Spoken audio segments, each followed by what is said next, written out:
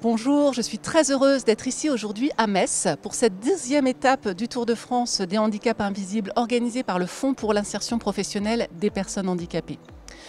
Depuis longtemps, le FIPHFP porte cette thématique des handicaps invisibles au cœur de son projet.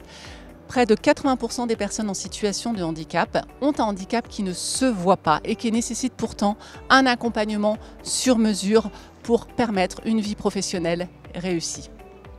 Et aujourd'hui à Metz, nous allons plus particulièrement nous intéresser au cancer, qui est une maladie malheureusement très répandue, puisque 400 000 diagnostics sont posés chaque année. 1 million de personnes travaillent en ayant un cancer et une famille sur 3 est touchée par cette maladie. Le cancer n'a pas que des impacts au moment de la maladie et du traitement, il en a aussi après, même pendant les périodes de rémission. Cela peut se traduire par une plus grande fatigabilité au travail, par du stress, également par des troubles cognitifs qui vont impacter la vie personnelle de la personne concernée, bien sûr, mais également sa vie professionnelle.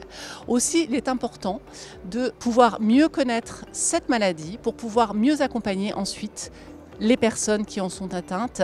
Et c'est bien l'objectif de cette étape du Tour de France des handicaps invisibles. Faire intervenir des spécialistes, des professionnels, des acteurs mobilisés pour accompagner les personnes en situation de handicap afin de pouvoir partager ensemble les bonnes pratiques et de leur permettre d'exercer leurs fonctions dans les meilleures conditions possibles. Et c'est ainsi que nous pourrons tous ensemble continuer à faire augmenter le taux d'emploi des personnes en situation de handicap. À fin 2023, il est à 5,66%. Nous n'avons pas encore atteint la référence des 6% et nous invite même tous collectivement à la dépasser dans les années à venir pour que chaque personne en situation de handicap puisse trouver un poste dans la fonction publique à la hauteur de ses compétences et de ses attentes.